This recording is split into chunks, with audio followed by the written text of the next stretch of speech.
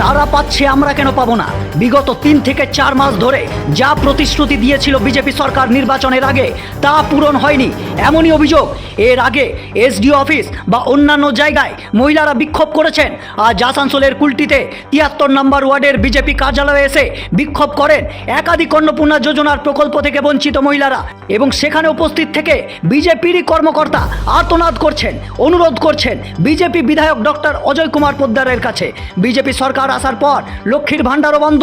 বিগত বহু দিন ধরে এই অন্নপূর্ণা যোজনার প্রকল্পের বিরুদ্ধে নানান অভিযোগ মহিলাদের।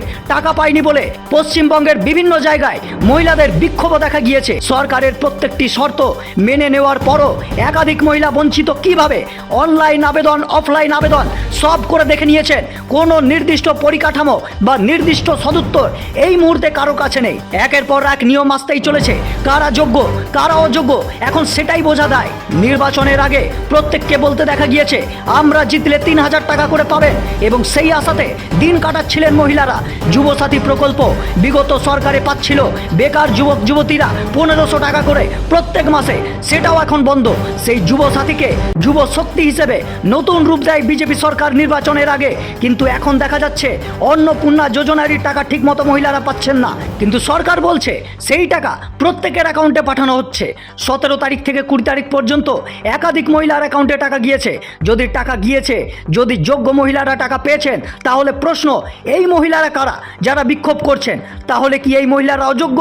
এরপর বিজেপির কাছে আরও বড় চাপ আসতে চলেছে, কারণ যুব শক্তির প্রকল্পের কথা উল্লেখ করা হয়েছে, এবং এই প্রকল্পেও যদি একই জিনিস দেখা যায় তাহলে ভবিষ্যতে কি হতে চলেছে সেটা এখন বলাই বাহুল্য।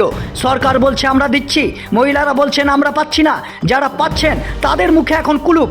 আর সব থেকে বড় অসুবিধে, যারা এখনো পর্যন্ত আবেদন করেছেন তাদের স্ট্যাটাস চেক নিয়েও একটা বড় প্রশ্ন মহিলাদের কাছে।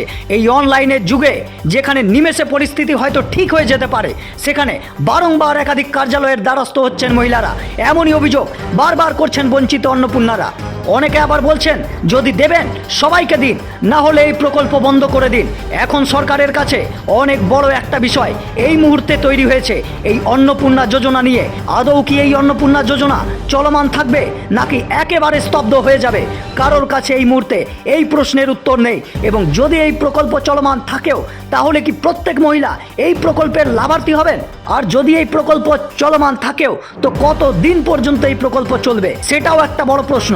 প্রশ্ন অনেক, কিন্তু এই মুহূর্তে শুনুন বিজেপির এক কার্যকর্তায় তাদের স্থানীয় বিজেপি বিধায়কের কাছে কি আর্তনাদ জানাচ্ছেন, এবং তার সঙ্গে বিক্ষোভকারী অন্নপূর্ণারা কি বলছেন। নমস্কার, আমি 73 নম্বর থেকে আমি বিজেপি কার্যকর্তা সোনালী বাউরি বলছি। এখানে অন্নপূর্ণা ভাণ্ডারে যাদের পাওয়ার যোগ্যতা ছিল, আজ 3 মাস ধরে ওরা ফর্ম ফিল আপ করে যাচ্ছে। প্রথমে অফলাইন করা হয়েছিল, অফলাইনও আসেনি। অনলাইনে করলো, কিন্তু অনলাইনেও এখনো পর্যন্ত পায়নি। যাদের পাওয়ার যোগ্যতা এই মহিলাগুলো আজ পর্যন্ত এখনো 3 মাস হয়ে গেল, কারোর আন্ডার প্রসেসিংয়ে দেখাচ্ছে, কিন্তু কোনো ইনকোয়ারির কোনো খোঁজ খবর নেই। যারা পুরনো প্রথম থেকে পেয়ে আসছে তারাই এখনো পর্যন্ত 3 মাস হয়ে গেল ওদেরই টাকা ঢোকানো হচ্ছে। নতুন কোনো রকম কোনো তথ্য ভুল আছে কি না আছে সেটাও এখনো পর্যন্ত কারোর খোঁজ খবর পাওয়া যাচ্ছে না।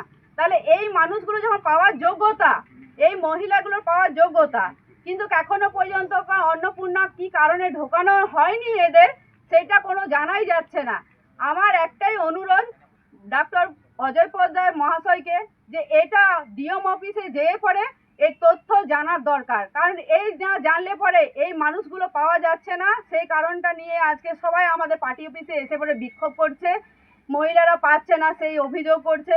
এই যাতে অভিযোগ পরবর্তী দিনে না হয় সেটা তথ্য ভালো করে যাচাই করে সেই ব্যবস্থাটা করে দিন, কারণ এর থেকে আর আমাদের কোনো আর আশা করতে পারছি না। ডিএম অফিসে যেও আমাদের কিছু লাভ হচ্ছে না। আপনিই পারবেন এই কাজটা করে দিতেন, কারণ এই মানুষগুলো অনেক আশা নিয়ে বসে আছে অনেক দিন ধরে।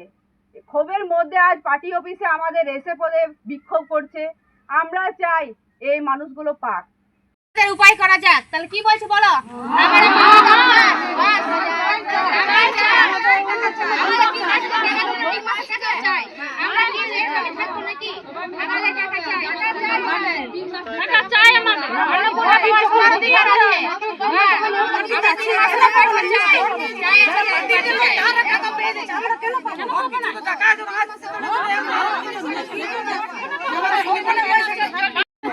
আমাদের প্রথমে বললো অফলাইন, আমরা অফলাইনে করেছি, তারপরে বললো 1 মাস দেখতে, ঠিক আছে তাও দেখলাম। তারপরে শুরু হলো অনলাইন, অনলাইন করার পরও তাও কোনো ব্যবহার কোনো কিছু উপাদান হলো না।